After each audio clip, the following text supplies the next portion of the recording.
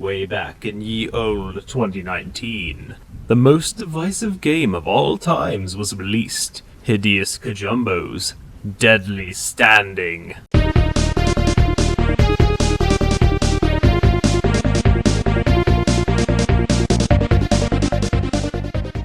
If you are following new game releases from last year, you may have heard at least a little bit about Hideo Kojima's AAA indie title, Death Stranding.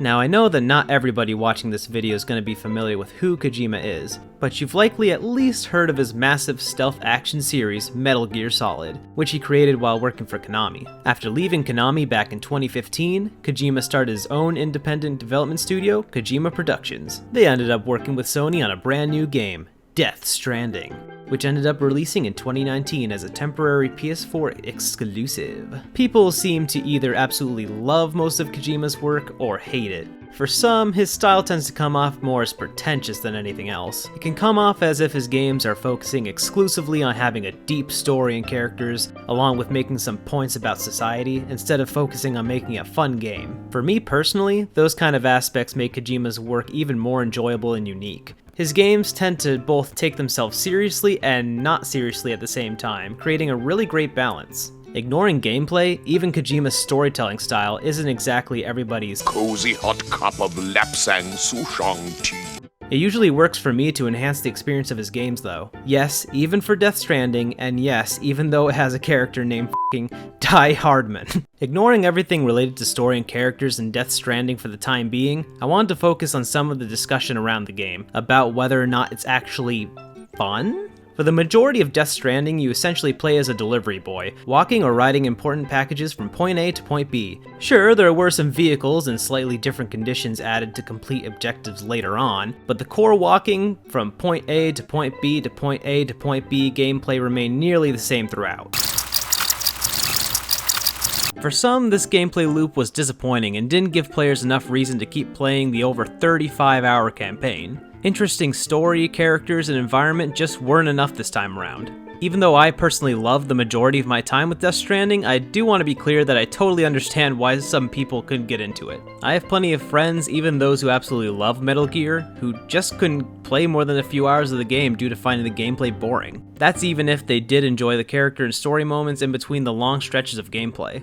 Reviews for this game were an interesting situation to say the least. Overall, the game did well, scoring a more than solid 82% on Metacritic. This was still a lower score than most of Kojima's other games, since some reviewers also found the gameplay itself to be a bit too dull for the game's length. I do really appreciate their honesty, along with the reviewers who actually did have a fun time with the game like I did. What I don't understand is reviews like these, which end up giving the game a score of 9 out of 10 or a 10 out of 10, while also stating that the game was either boring or not fun. It does come off as a bit disingenuous to turn around and give that game a near perfect score simply based off story and characters. Believe it or not, you do kinda actually have to be engaged in the video game for it to be a truly standout experience. All I'm saying is just please be honest about your experiences when making a review. If you were bored with the game for hours on end, keep things straightforward and score accordingly. I love Kojima's work, but games don't deserve high marks simply because they were made by a genius game-making man. Because of all this review nonsense before launch, I was a little unsure about what exactly I was getting into when I bought the game. Was it fun? Was it boring as hell? Who fucking knows? But I went ahead and bought the game anyway. Even if I didn't end up loving it, I knew it'd at least be a unique experience. Before I go into why I found the game fun personally, I will say that the game's opening hours are a lot slower than they should have been and involve way too much walking, just from A to B and A to B. This definitely gives a lot of players a negative first impression of the game. It feels like walking with packages from point A to point B is going to literally be the entire experience at first. No one should have to stick with a game for hours on end to get to the good parts. But this is one of those games where that's unfortunately kind of the case. There are some really awesome set pieces later on, added here and there that really do spice things up, including a few bosses. Those certainly enhanced my experience with the game, though I won't go into specifics because I want to avoid spoilers. To give some context as to how Death Stranding's open world compares with other similar games, in most other open world games, the open world is mainly a fun sandbox to play around in and travel through to reach specific missions. Like in Jak 2, for example, while that game is excellent and the open world was very impressive at the time, the world mainly just exists to give you some something to do in between missions. Most of that game's missions take place in a separate level outside the main hub area or in a very small subsection of the city. However, in Death Stranding, there isn't much going on at the specific locations you reach when picking up or delivering a package. Missions are quite literally the act of traveling between each point itself. While this structure bored a lot of players, I found the gameplay loop of planning out the safest route and picking just the right gear for the mission to be very strategic and rewarding. I'm a very big fan of platformer games, so traversing the terrain and getting over dangerous pits and obstacles felt right at home for me. Most of the time, you couldn't just press forward to walk or run between locations. You had to use the left and right triggers to maintain your balance on different types of terrain, while also keeping your cargo balanced and intact. Enemies weren't exactly very common, but the ones that do show up in the game imposed a well-needed external threat to consider when planning ahead. Some people had trouble getting into this gameplay loop, but for some reason it just clicked with me.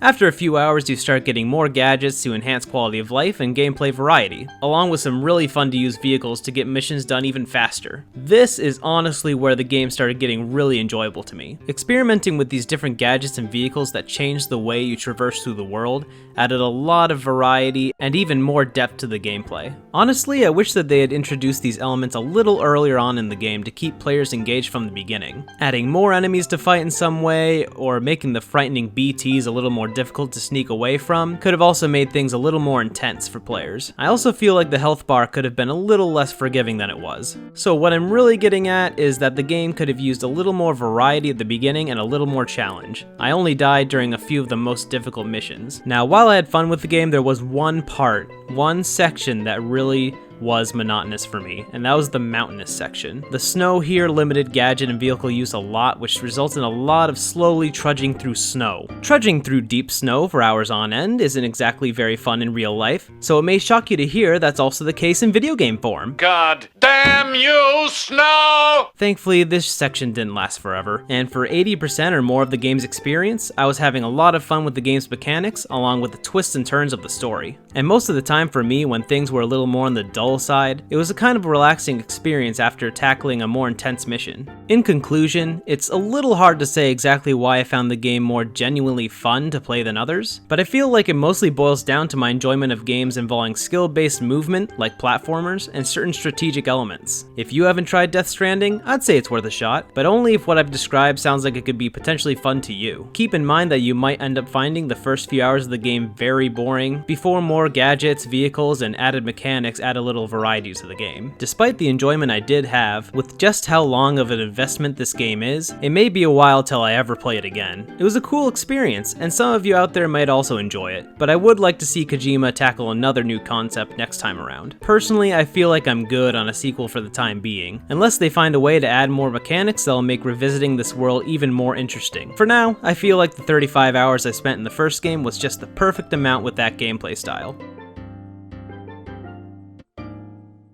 In the end, does a long video game need to be fun, at least most of the time, to be truly great? Of course not! My favorite game of all time is TurboTax Deluxe!